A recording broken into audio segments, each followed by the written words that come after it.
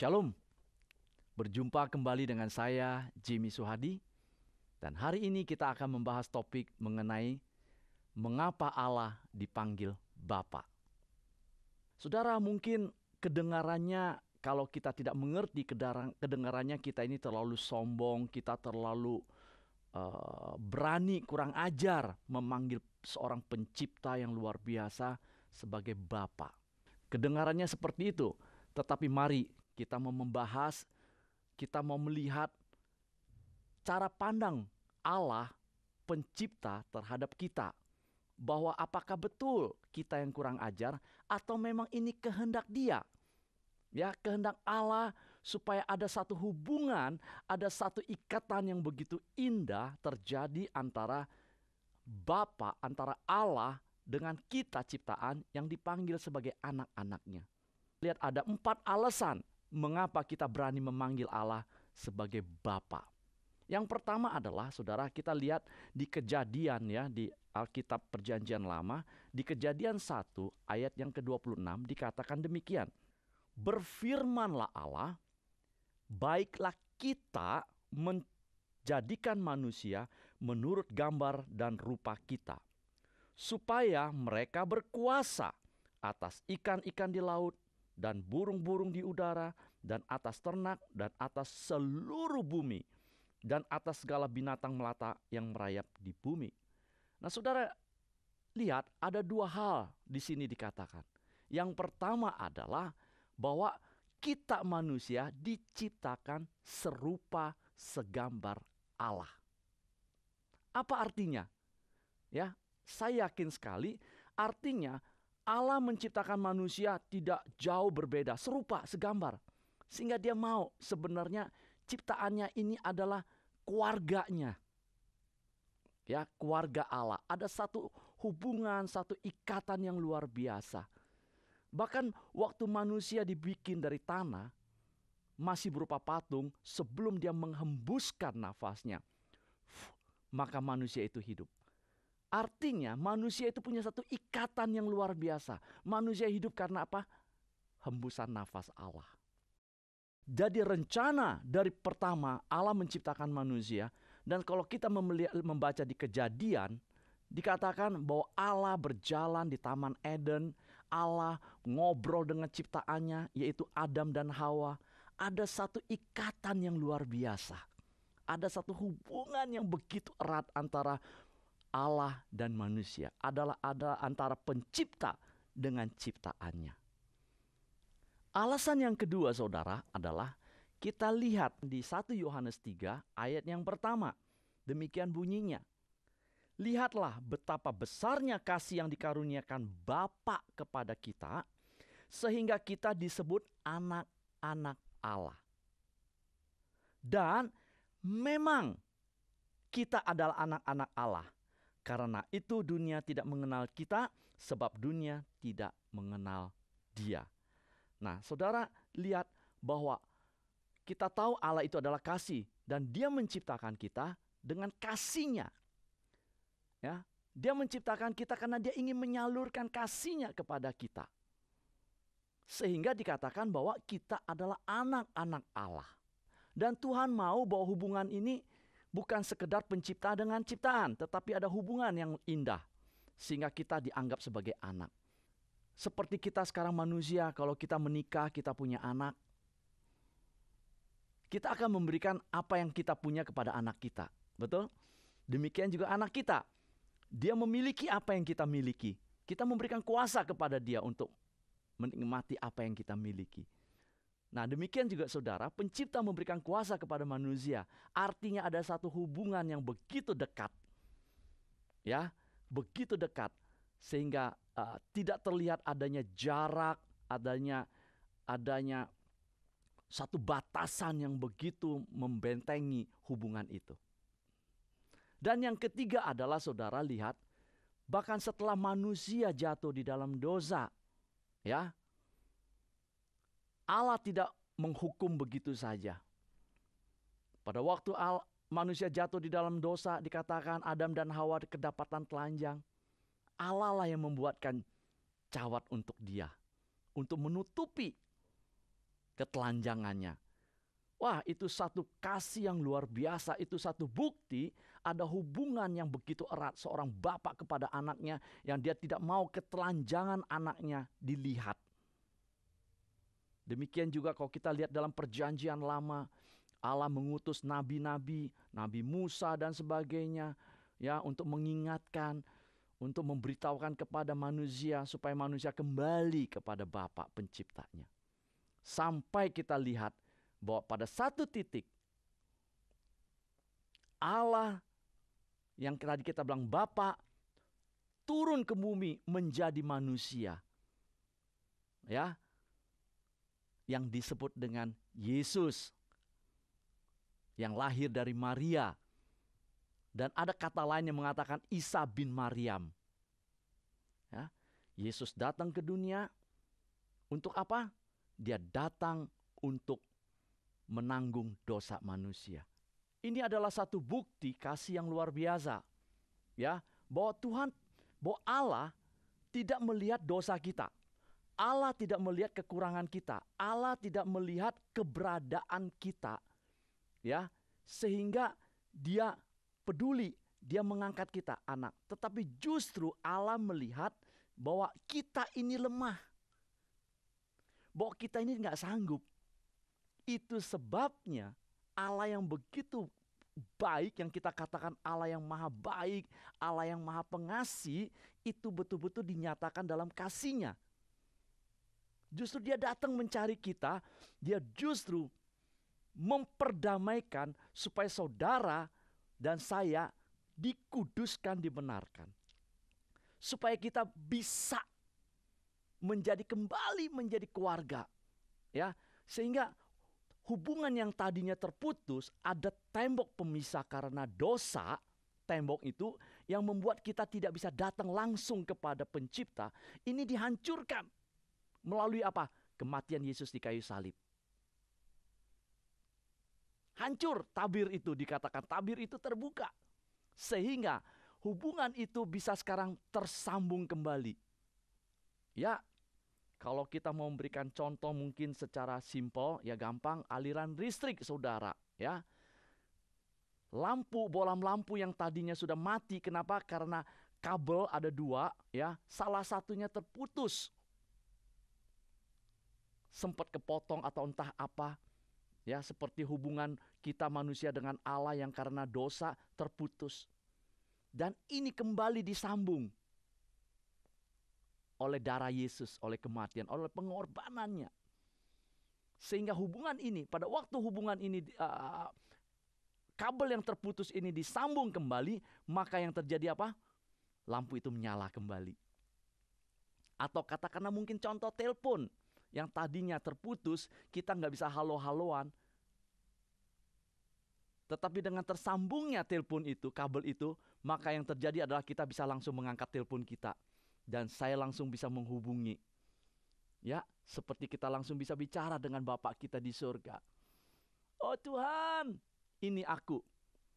Tetapi sekarang karena hubungan yang begitu indah, maka bukan lagi kita katakan, oh Tuhan, oh Allah. Tetapi Tuhan mau kita apa? Karena kasih-Nya Dia mau kita memanggil Dia, oh Papa.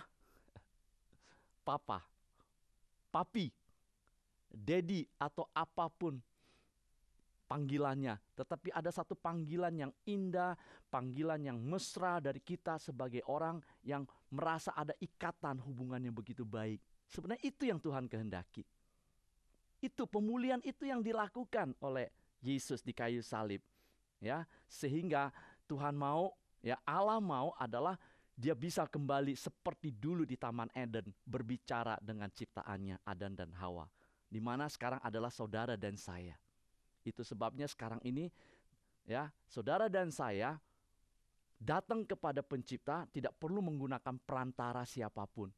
Kita bisa datang dan kita bisa langsung bilang, oh Papa yang baik, terima kasih pertolonganmu, berkatmu, terima kasih Engkau sudah menjaga saya, Engkau sudah melihara saya, Engkau sudah lindungi saya, segalanya kita bisa langsung lakukan itu.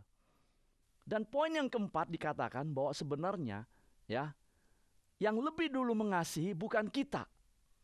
Yang lebih dulu mengasihi adalah Allah. 1 Yohanes 4 ayat yang ke-10.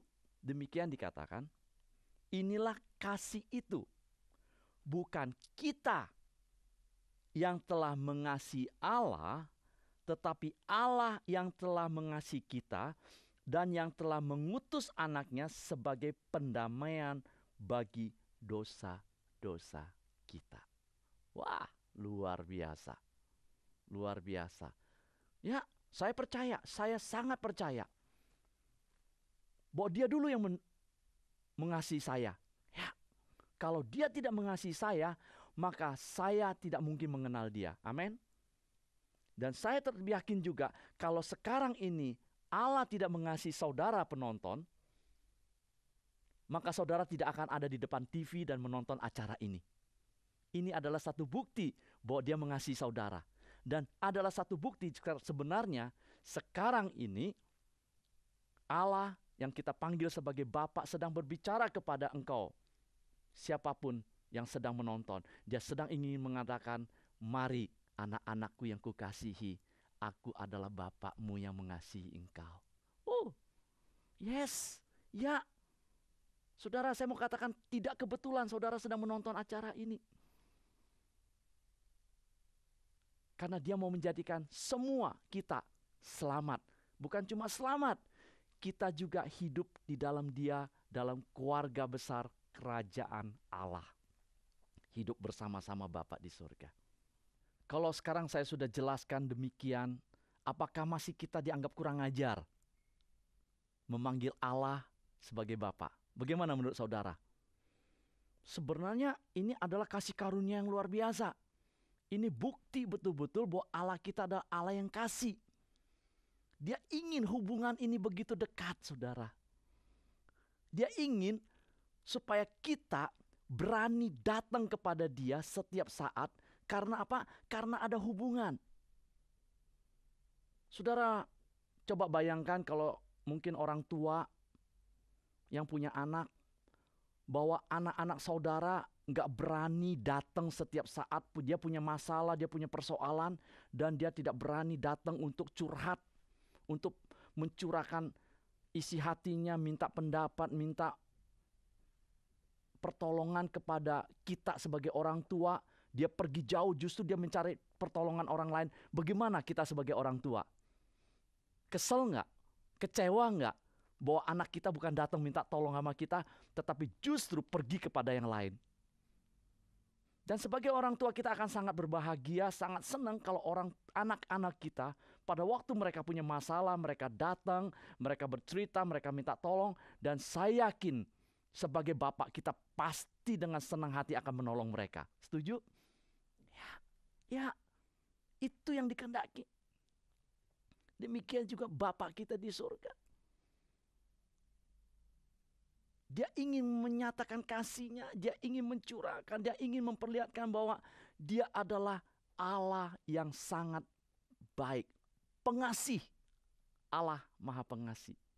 Tadi dikatakan, dia datang pada waktu kita masih berdosa. Dia tidak melihat saudara masih terikat dengan kejahatan atau apapun juga kelemahan yang saudara punya. Enggak, dia tidak melihat itu. Tetapi justru dia sekarang ingin datang dan ingin sampaikan kepada saudara, aku Bapakmu yang sanggup menolong engkau. Dan itu yang sebenarnya yang sedang ingin dia sampaikan hari ini kepada kita semua yang sedang menonton. Kenapa? Karena pada waktu kita manggil Bapak, kita berani mencurahkan, kita berani menyampaikan isi hati kita.